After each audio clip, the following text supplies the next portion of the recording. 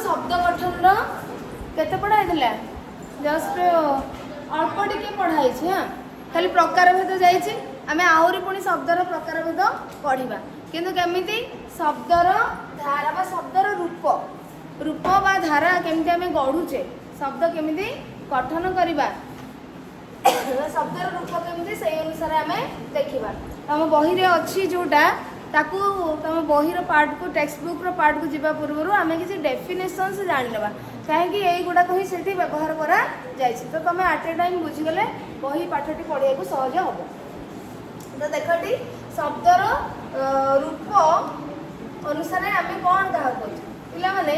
क्रियार मूल रूप को धातु कह जाए क्रिया तो तुम ओडिया जानी तुम पार्ट्स ऑफ जो तुम कौन पद प्रकरण गुड़ाक सब तुम अष्टम सरी जाइए तेणु मुझे पार्ट को जापर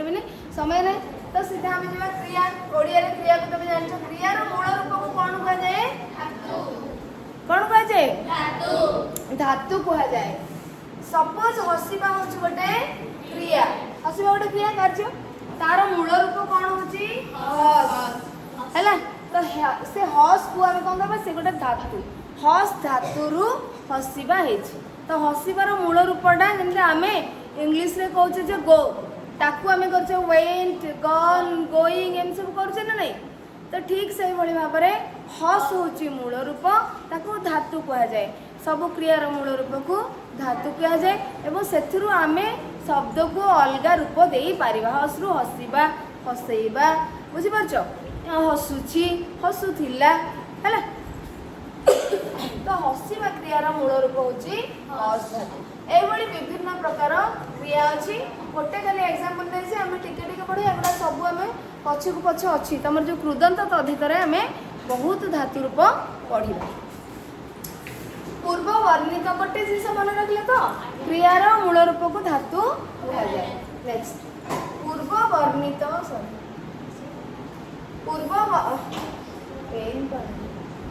पूर्व वर्णित मौलिक शब्द को तथा क्रियार मूल रूप धातु को प्रकृति कहा जाए कौन प्रकृति मन रख धातु प्रकृति प्रत्यय उपसर्ग एम सब आसब सब सामान लगे टे बुझार अच्छे धातुर मूल रूप को सॉरी क्रियार मूल रूप को धातु कहगला कौन कहगला धातु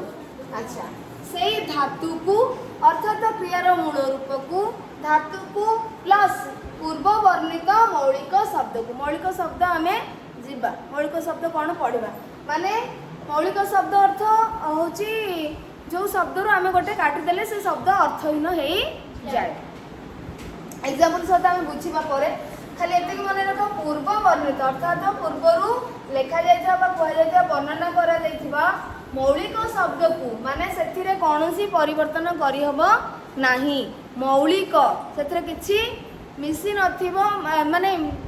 से बाहर करदेले किछि अर्थहीन हो से शब्द रु तमें जब किसी बाहर कर दौच कौन सी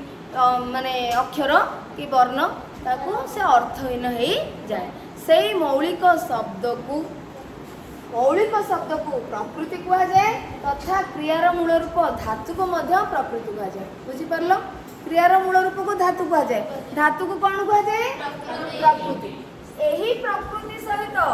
प्रत्यय युक्त हो नूतन शब्द सृष्टि होई थाए से प्रकृति सहित प्रत्यय युक्त होकर नुआ शब्द गढ़ा जाए आम कौन पढ़ुचे शब्दर रूप शब्द गठन धारा शब्द को नुआ नुआ रूप केमती दबा तेणु प्रथम आम पढ़ले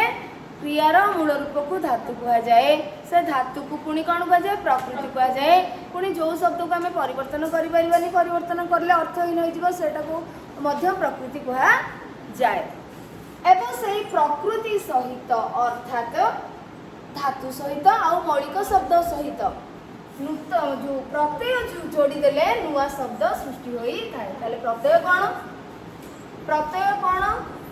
देख फॉर एग्जाम्पल माने उदाहरण स्वरूप क्रू धातु अन्य है प्रत्यय तो नुआ शब्द हो गला कौन करण अर्थात ये है प्रकृति ये है प्रत्यय ये है शब्द प्रकृति रे प्रत्यय जोड़िले नुआ शब्द है। धातुर मूल रूप सॉरी क्रियार मूल रूप धातु, क्रियार मूल रूप धातु, से धातु को आम प्रकृति कहले, प्रकृति सहित गोटे प्रत्यय जोड़िले नुआ शब्द सृष्टि हो गला। क्लियर? दृश धातु अर्थात देखिबा जो आम कहूचे देखिबार जो मूल धातु रूप होची कोन दृश, से एटा होची धातु रूप आई मध्य प्रकृति ता सहित गोटे अन्य प्रत्यय जोड़िले दर्शनीय नुआ शब्द सृष्टि है। उड़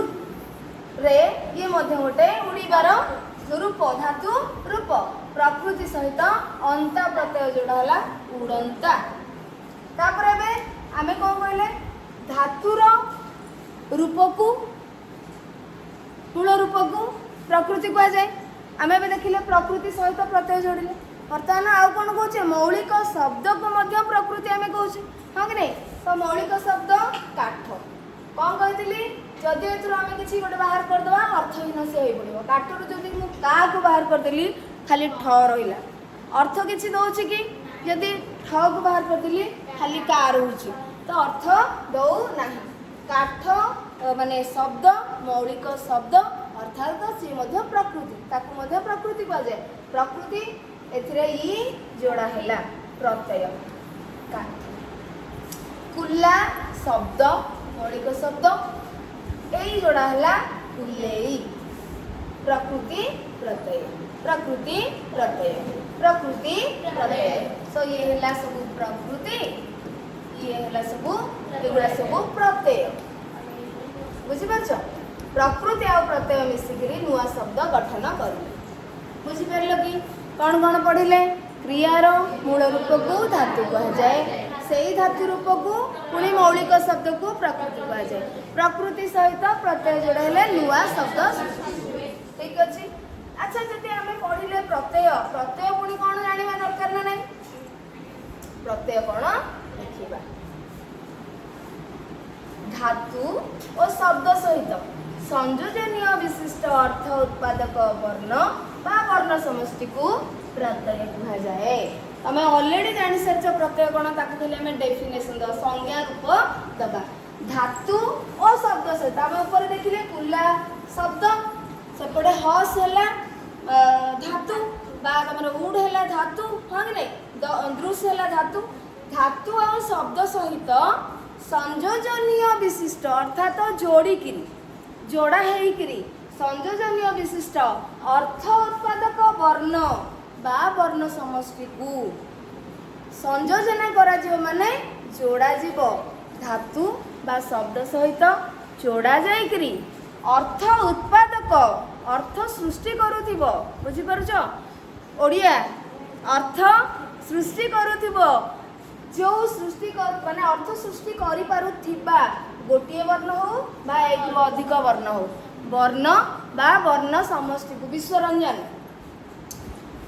भल भाव बुझ। धातु और शब्द सहित संयोजनीय विशिष्ट अर्थ उत्पादक वर्ण आम पढ़ी सारी वर्ण कौन है? वर्ण बा वर्ण समष्टि को प्रत्यय कुहा जाए। एबे आम देखिबा एटा को देखिबा ए संज्ञा को देख आकु देख धातु और शब्द बर्तमान एठी गोटे रहिला शब्द शब्द धातु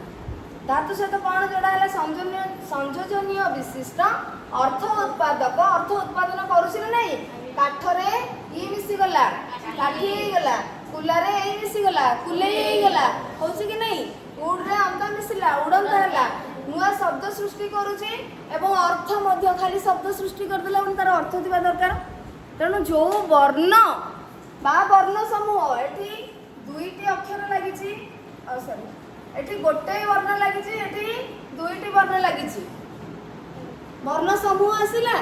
तो गोटे वर्ण जोड़ा हो संयोजन करा जाऊ बा वर्ण समूह जोड़ा हो बा संयोजन करा हो करिला परे सेमान जदि अर्थ उत्पादन करूछंती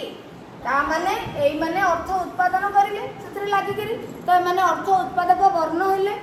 अर्थ उत्पादन सृष्टिकारी वर्ण समूह हेले सेही अर्थ उत्पादनकारी वर्ण बा वर्ण समूह को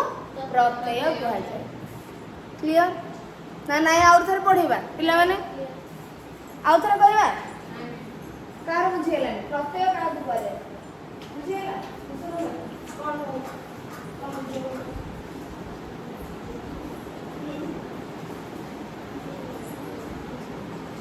धातु बा शब्द रे बस धातु बा शब्द रे आमे जो अक्षर को जोड़ुछे जो वर्ण को जोड़ुछे से एक वर्ण होबा एक रु अधिक वर्ण हो अक्षर हो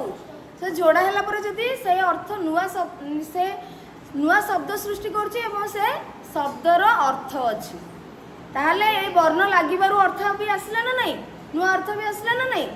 तो सेही अर्थ उत्पादनकारी वर्ण बा वर्ण समूह को बा समष्टि को आमे कोन कहले प्रत्यय कहले हैला ता माने ई हैला गोटे प्रत्यय ए हैला गोटे प्रत्यय अंता गोटे प्रत्यय बुझी पारिलो ओके नेक्स्ट तापर जेबा सेठी देखो नूतन शब्द गठन पाई शब्दर परे भिन्न भिन्न अर्थ रे प्रत्यय लगी जो शब्द गठित हुए ताहाकू तद्धित कहा जाए तद्धित कृतंत तुम चैप्टर अच्छी आम से पढ़ा किंतु ये शब्द गुड़ाक काले आसो से कही दूसरी नूतन शब्द गठन पाई शब्दर परे भिन्न अर्थ रे प्रत्यय लगी जो शब्द गठित हुए ताहाकू तद्धित कहा जाए कौन है शब्द नूतन शब्द गठन पाई नुआ शब्द गठन पाई गोटे शब्दर परे भिन्न भिन्न अर्थ रे प्रत्यय लगे जदि कौनसी शब्द रे शब्द धातु रूप नुह शब्द धातु रूप होचे क्रियार रूप बुझी परछ शब्द र परे भिन्न भिन्न अर्थ रे विभिन्न प्रकार अर्थ लेकरी जदि कौनसी प्रत्यय लागिकरी शब्द नुआ शब्द आसिला ताकू आमे तद्धित शब्द कहि थाबो तद्धित कुहा जाय शब्द सहित प्रत्यय लागिले तद्धित बुझी परछ तद्धितर अर्थ कोन तद्हित अर्थात ताहार हितकारी माने ताहार मूल शब्दर हितकारी मूल शब्द को आ गोटे हित तार अधिक अर्थ दउछि हैला तारे शब्द रे प्रत्यय लागिले ताकू आमे कहिले कोन तद्धित हैला जेंति कि एठी देखो ग्राम युक्त ज ग्राम्य सुरभि युक्त अ सुरभि गोटे शब्द ग्राम गोटे शब्द पान गोटे शब्द तो एथिरे सब ए प्रत्यय गुड़ा लागिला तो एठी देखो रा प्रत्यय लागिची रा प्रत्यय लागिला पानरा हो गला अ प्रत्यय लागिला सुरभि रे सरभ होला ज प्रत्यय लागिला ग्राम रे ग्राम्य होला ता माने ग्राम गोटे शब्द सुरभि गोटे शब्द पान गोटे शब्द एमाने सब होचंती शब्द एमाने सब होचंती प्रत्यय तो एमाने सब हेले कोन तद्धित पानरा पान जे बिक्री करे पानरा हैला बुझी पारलो तो एठी तद्धित जानि पारलो तो शब्द सहित प्रत्यय जोग होइकरी जदि आसुची आमे ताको तद्धित कहिबा अच्छा आ कोन लिखा छी शब्द गठन करबा पई विभिन्न पद्धति रही विभिन्न पद्धति आमे पढ़िबा केमति केमति शब्द गठन करा जाउची जदि धातु रे प्रत्यय जोग होची धातु रे प्रत्यय जोग करी पद गठन करबा भी अन्यतम धातुर पद गठन करबा पई सॉरी भूल पढ़िली पिला माने शब्द गठन करबा पई विभिन्न पद्धति रही तो धातु रे प्रत्यय जोग करी पद गठन करबा सेथिरु अन्यतम जमते आमे शब्द रे प्रत्यय जोग करी शब्द गठन कले ग्राम युक्त ज ग्राम्य करिले ठीक सही भली भाबरे धातु रे मध्यम प्रत्यय जोग करी नुआ शब्द हेई पारिबो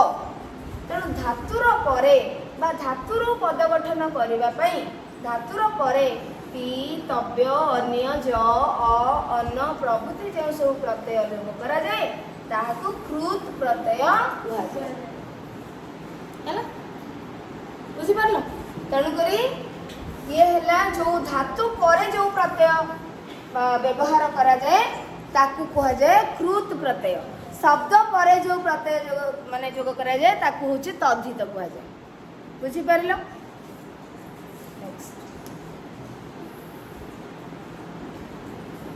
कृत प्रत्यय अंतरे बा शेषरे थाई जो पद निष्पन्न हुए ताहाकू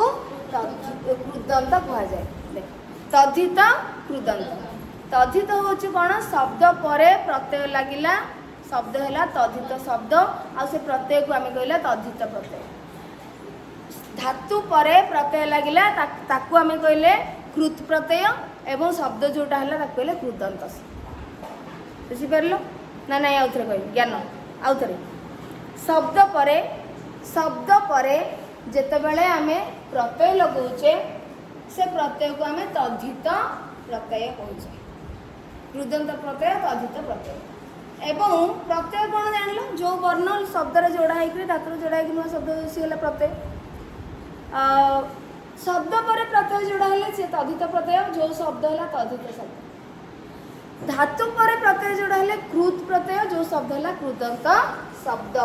बा कृदंत कृत प्रत्यय अंतरे बा शेषरे थाई जो पद निष्पन्न हुए सृष्टि हुए ताहाकू कृदंत कहा जाए बुझिपार यथा गम जुतति गति तो ये देख गम है धातु ती है प्रत्यय कृत प्रत्यय ये है धातु ये है कृत प्रत्यय आ ये है कृदंत जो नुआ शब्द कृदंत है पा धातु अन्य कृत प्रत्यय पानीय कृदंत कृ धातु तव्य कृत प्रत्यय कर्तव्य होची कृदंत है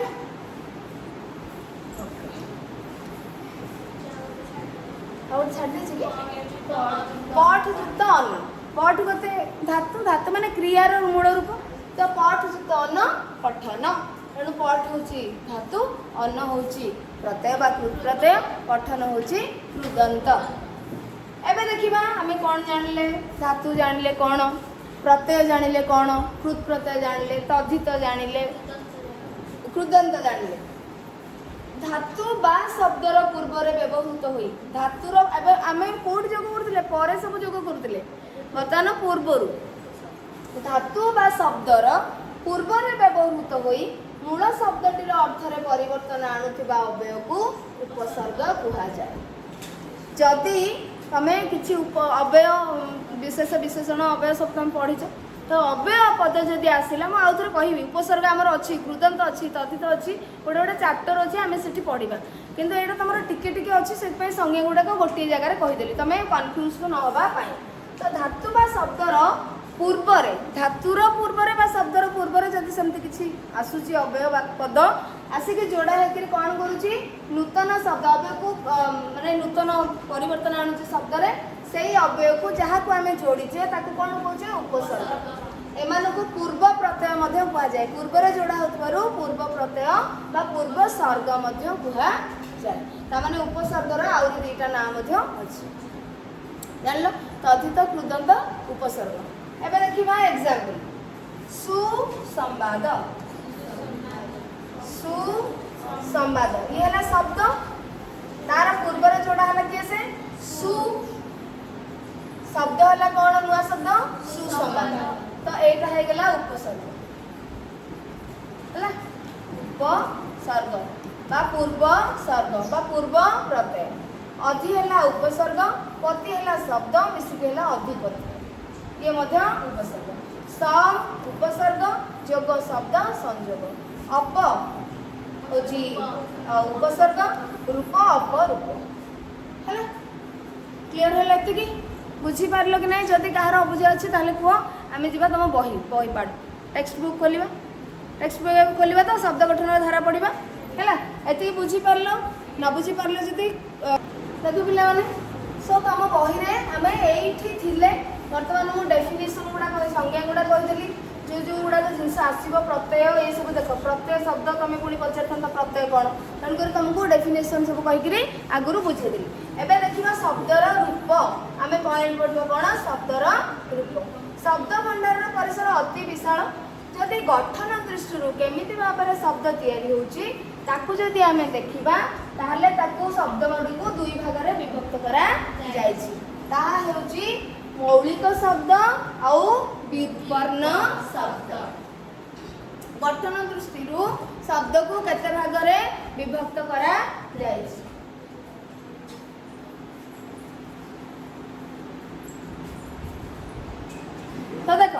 शब्द भंडार परिसर अति विशाल तेणु शब्द भंडार को गठन दृष्टिकोण दुई भाग में विभक्त करागला गोटे है मौलिक शब्द आ गोटे है व्युत्पन्न शब्द कौन मौलिक शब्द आउ व्युत्पन्न शब्द मौलिक शब्द कौन आम बुझा जो शब्द कौन से उपाय गोटे हेले भी वर्ण काटी हुए नहीं अर्थात गोटे वर्ण काटिदेले तार अंगहानि होगा संगे संगे अर्थ प्रकाश करने क्षमता लोप पाए ताकू मौलिक शब्द कहते जो शब्द मौलिक शब्द तो जो शब्द तुम गोटे भी हेले वर्ण काटी पार ना काटिदेले तार अर्थ आउ मिले नहीं अर्थ प्रकाश कर क्षमता से कौन से अर्थ प्रकाश करें नहीं तार अंगहानि होगा संगे संगे अर्थ प्रकाश करने क्षमता लोप पाई जाए से ही शब्द गुड़ी को मौलिक शब्द कह जाए यथा गछ बही धूली पाट डेगा धड़ा तुम देखुन गछ जब छ काटिदबा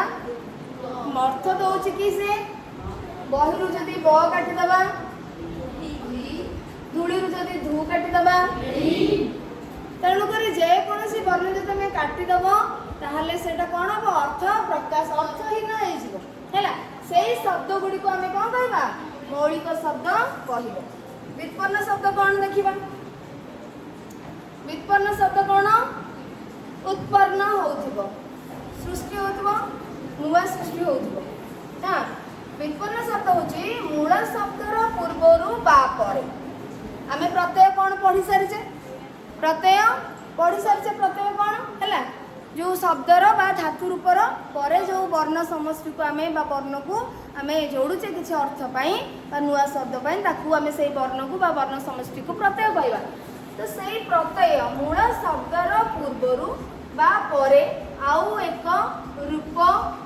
एक रूप प्रत्यय हो शब्द हो संयोग करके नुआ शब्द गठन करागले से शब्द को व्युत्पन्न शब्द कहुए बुझिपारे कि नहीं मूल शब्दर पूर्वर बा परे आउ गोटे जदि आम जोड़िक नुआ शब्द गठन करुचे ताहले से शब्द को व्युत्पन्न शब्द कहा जाए ताहले देखो घर युक्त उआ शब्द मूल शब्द से आम उआ प्रत्यय लगेले तो ये आसला कौन घरुआ नुआ शब्द सृष्टि अर्थ भी अच्छी तल युक्त उआ तलुआ प्र पूर्वर आसला प्रताप है शब्द शब्दर पूर्वर आसला प्रताप यार अर्थ अच्छी पानी युक्त पानिया हो नहीं है एम होती पान युक्तरा पानरा तो ये होती कौन व्युत्पन्न शब्द बुझीपार नुआ शब्द गठित हो गला ब्रह्मानंद बुझी हाँ बुझी हो पे मौलिक शब्द कौन जानिले जो आम गोटे काटिदेले अर्थ मिल व्युत्पन्न शब्द जोड़िक नुआ शब्द करवा साथी अर्थ प्रदान करूँ एबे देख आ कौन आस मन रखा जे क्रियापदर मूल रूप को आम बर्तमान शब्दर आउ कि प्रकार भेद पढ़ा शब्द गठन अनुसार प्रकार भेद पढ़ा से आम भाषा अनुसार पढ़ी तत्सम तद्भव कौ भाषारू आसी कौन तत्सम तद्भव देशज वैदेशिक है आउ जो देशज शब्द आमर त्रिविध स्तर में जाइए पढ़ी तो सेगुड़ाक मन रख आउ मन रखा कह जो क्रियापदर मूल रूप को धातु कहुए आम पढ़ी सारीचे है पूर्व वर्णित ये देख पूर्व वर्णित मौलिक शब्द को तथा धातु तथा क्रियार मूल रूप को कौन कहुए प्रकृति कहुए प्रकृति पढ़ले प्रत्यय भी पढ़ले तद्धित पढ़ले कृदंत पढ़ले उपसर्ग पढ़ले धातु पढ़ले तेणु ये जो गोटे गोटे जगह तुमको आट ए टाइम कहीदे पूर्व वर्णित मौलिक शब्द को तथा क्रियार मूल रूप धातु को प्रकृति कहुए यही प्रकृति सहित देख प्रत्यय जोड़ी ही नूतन शब्द सृष्टि कर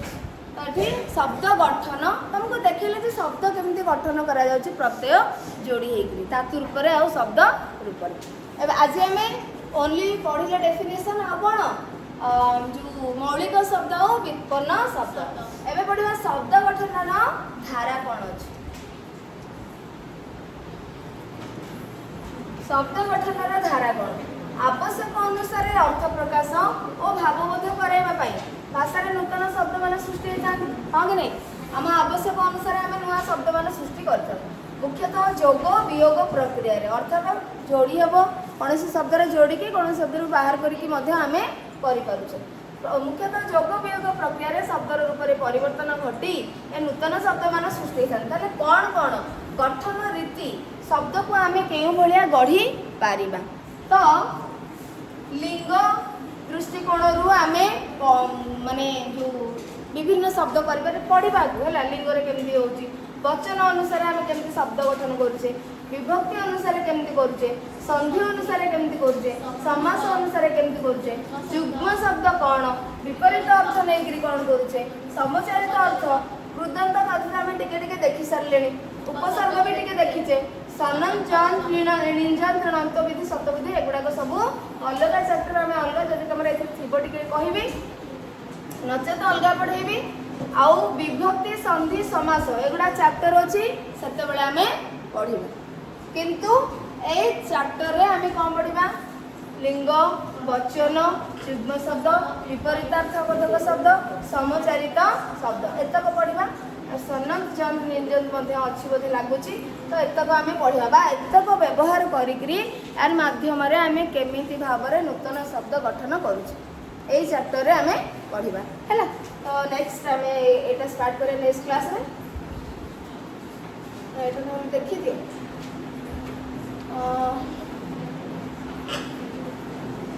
हाँ देखी दियो पिला मैंने टिके अल्प छोटे अच्छी टिके देखी दो लिंग अनुसार देख केमती नूतन शब्द गठन करा ओडिया भाषा प्राणीवाचक विशेष गुड़िक पुरुष और स्त्री आमर अच्छी पुल्लिंग स्त्रीलिंग पुरुष स्त्री भेदरे लिंग निरूपण करा जाए पुणी अप्राणीवाचक विशेष गुड़ी को कौन कहुए क्लीबलिंग जमीती विशेष्य विशेष्यर पिला माने कौन अच्छी वचन अच्छी आउ कौन अच्छी लिंग अच्छी जमी आम नाउन रे जेंडर आउ इंग्लीश रे तुम पढ़िच जेंडर आउ कौन पढ़िच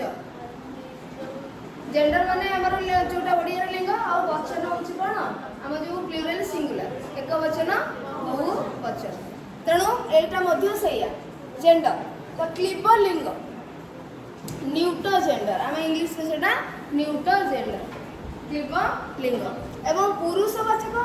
शब्द पुलिंग स्त्रीलिंगवाचक शब्द को स्त्रीलिंग भाव में गृहीत होता है पुलिंग को स्त्रीलिंग कला बेले अनेक स्थल में प्रत्यय युक्त होता है प्रत्यय युक्त होकर आम कौन कर नुआ शब्द गढ़ी था। तो देख बाघरे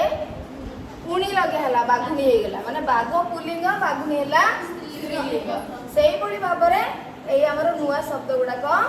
गठन कर पुलिंग और स्त्रीलिंग कोकिल कोकिला किशोर माने आ प्रत्यय लगिला ई प्रत्यय लगिला किशोर किशोरी मानव मानवी नर नागर नागरी आणी आनी आउ आणी प्रत्यय शिव भव इंद्र इंद्राणी भाविल सहज लगे सहज लगे तो देख बेंग बेंगुली बग बगुली है पुणी भिन्न शब्द ये आम प्रत्यय लगेले किंतु आउ भिन्न शब्द आसबे जमीक राजा बा रजार राणी पिता जनक वर कन्या बा बधू हम स्वामी बुझीपार सेमती आउ कौन उभयलिंग क्षेत्र में कवि नारी यही भाव में लिंग अनुसार मुझे तुमको आहरी अलग बहुत सारा माने शब्द अलग बही कलेक्शन करके तुमको देदेवी है पढ़ तुम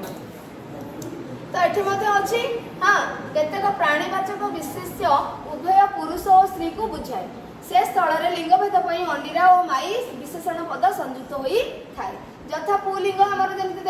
छेली होम जब छेली कह कौन करा उभय को बुझेबा तेणु अंडीरा छेली स्त्रीलिंग है माई छेली से शब्द गुड़िक भालू कुकुर बिराड़ी मूषा बाछुरी एगुड़ाक सब एमती तुम पुलिंग स्त्रीलिंग जान फूल हूँ